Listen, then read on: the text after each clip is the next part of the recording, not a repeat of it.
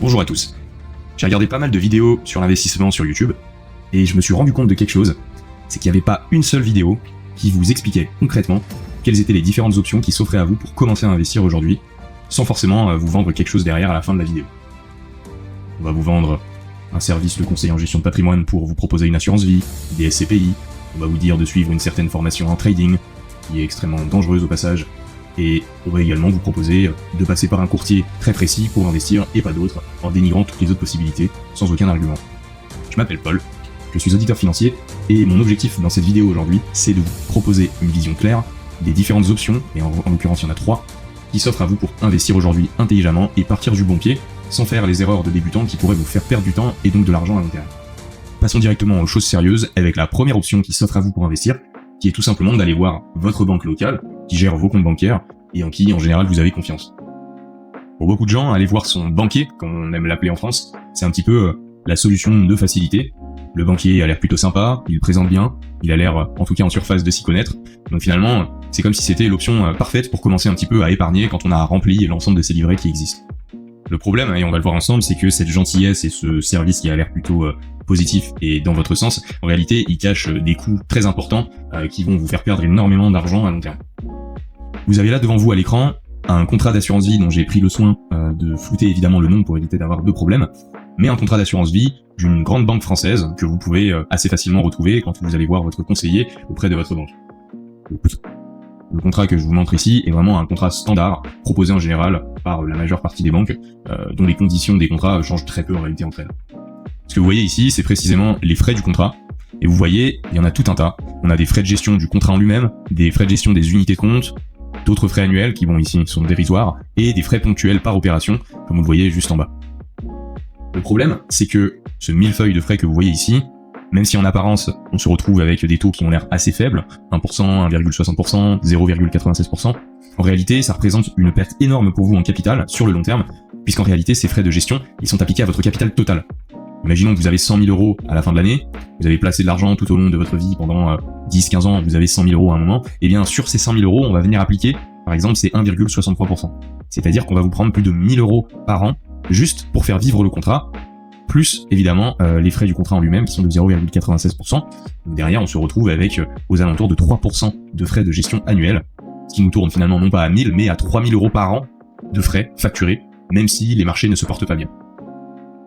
En plus de cela, à chaque fois que vous faites un versement sur votre contrat d'assurance vie, la banque va vous prendre ce qu'on appelle des frais sur versement. Vous voyez ici, ils sont de 2,5% maximum, et c'est tout simplement 2,5% qui sont pris à chaque fois que vous allez mettre par exemple 100 euros, on va vous prendre 2,5 euros à chaque fois que vous investissez. En réalité, c'est moins violent que ce que vous avez avant les frais de gestion, puisque on va vous prendre 2,5 euros une seule fois, mais on va plus vous les reprendre ensuite. Alors que les frais de gestion que vous avez constatés juste au-dessus, eux, ils sont facturés sur l'encours sous gestion, c'est-à-dire la totalité de votre capital dans votre enveloppe d'assurance vie, chaque année. Et ils concernent à la fois ceux dans quoi vous investissez, ce qui sont donc les frais de gestion des unités de compte qu'on a vu avant, et tout simplement l'assurance vie en elle-même, donc ça c'est les frais de gestion du contrat. Ce millefeuille de frais qui est appliqué par la banque, il s'ajoute à un autre problème qui est la faible qualité des fonds d'investissement et des produits qui vous sont proposés par votre banque au sein de ces contrats d'assurance vie. Assez souvent, la banque, elle va vous proposer que ce qu'on appelle des fonds maison, c'est-à-dire des fonds que elle-même gère, et elle ne vous propose pas des fonds qui viennent d'émetteurs autres. Par exemple, il y aura systématiquement des fonds de la banque, mais pas des fonds Amundi, des fonds BlackRock ou autres, qui sont gérés par d'autres sociétés de gestion de portefeuille. Puisqu'en général, les fonds des banques ne sont pas les plus performants, ça pose un autre problème et ça vient dégrader la rentabilité de votre investissement avant même que ces frais dont on vient de parler juste avant soient appliqués. Pour conclure sur cette première option, même si ça reste toujours mieux d'aller voir sa banque que de ne rien faire et de garder de l'argent sur des comptes bancaires et des livrets, ça reste l'option la moins intéressante pour investir sur les marchés financiers et profiter de la croissance économique. Parce que finalement, investir en bourse, c'est tout simplement prendre sa part qui nous est légitime de la croissance économique mondiale, plutôt que de laisser son capital se faire mordre par l'inflation sans rien y faire. La seconde option qui s'offre à vous, et là c'est très important de la définir, c'est d'aller voir un conseiller en gestion de patrimoine, communément appelé aussi les CGP. Ici, c'est très important de comprendre les différents types de conseillers en gestion de patrimoine qui existent sur le marché. En réalité, on en distingue deux. On a le conseiller en gestion de patrimoine dépendant et le conseiller en gestion de patrimoine indépendant qu'on appelle CGPI. La différence entre les deux, c'est que le conseiller en gestion de patrimoine dépendant, il va vivre en vous proposant des produits d'investissement pour lesquels il va percevoir une rétrocession des frais que vous allez payer dessus. Donc, rappelez-vous, avant on parlait de frais de gestion sur les contrats d'assurance vie, et bien si le conseiller en gestion de patrimoine vous propose une assurance vie en particulier, les frais qui vont vous être facturés au sein de ce contrat, il va en récupérer une partie.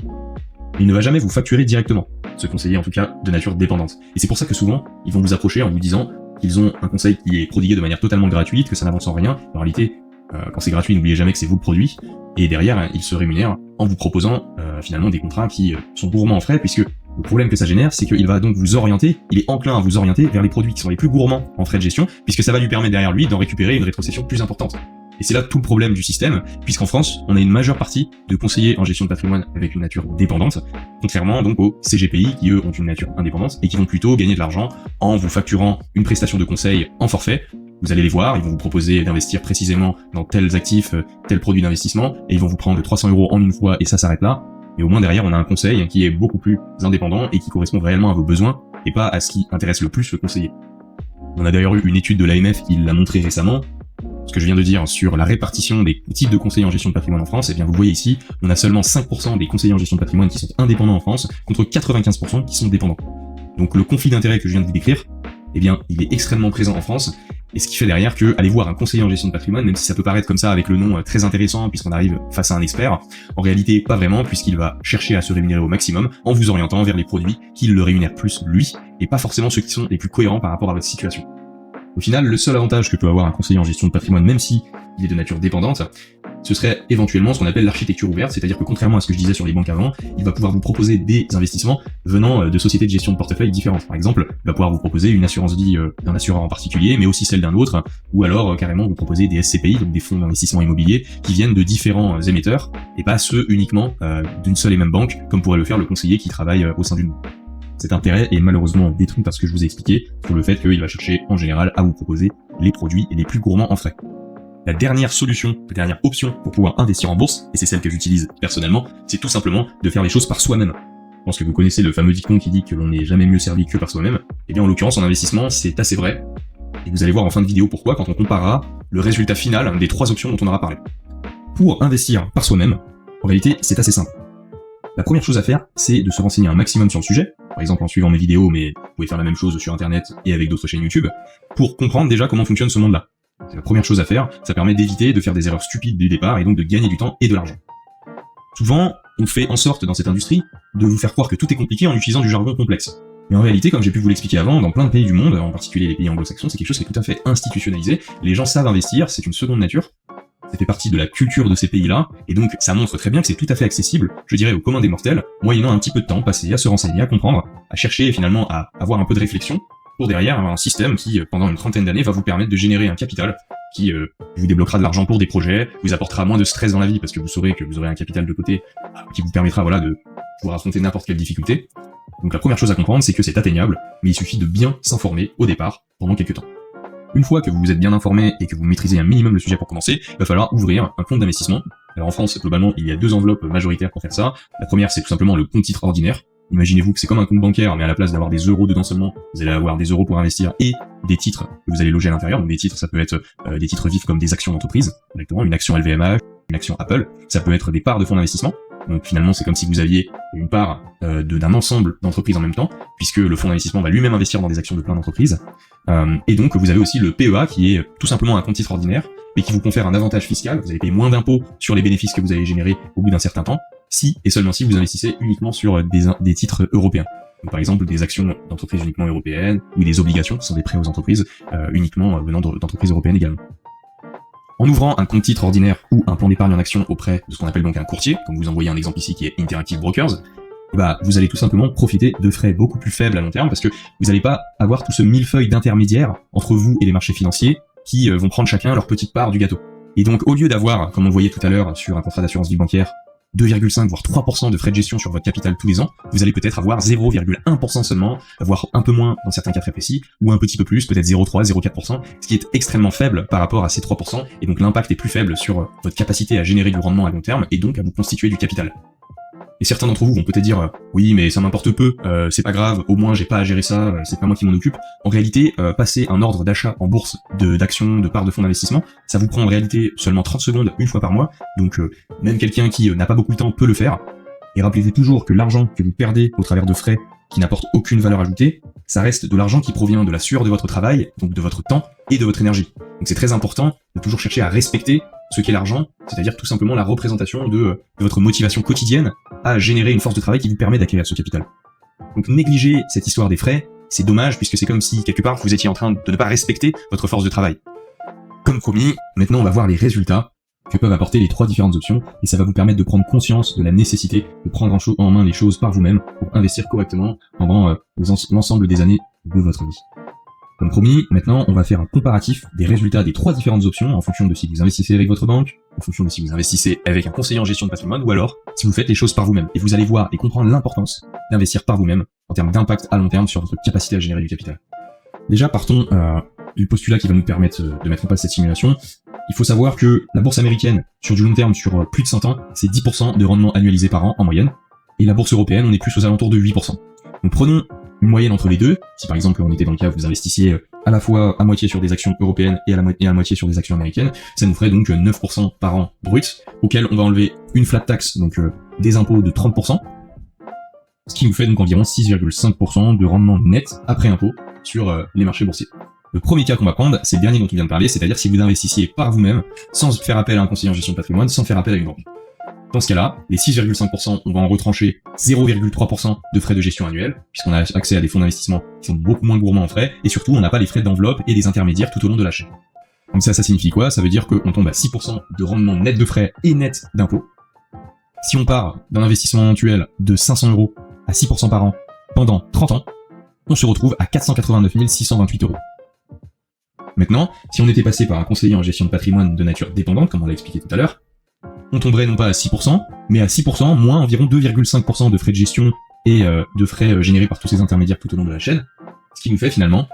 3,5% de rendement net d'impôts et net de frais de gestion.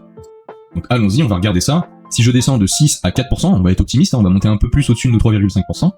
on tombe à 343 000 €, donc on a perdu une somme astronomique, environ 140 000 €, juste parce qu'on est passé par un intermédiaire qui, comme je vous l'ai expliqué, n'a apporté aucune valeur ajoutée en réalité. Il a juste pris sa part de la marge qui était facturée par l'émetteur du produit d'investissement. Si maintenant on regarde l'impact de la dernière option, c'est-à-dire je vais voir ma banque et je la laisse gérer par elle-même, on va pas tomber à 2,5% de frais de gestion,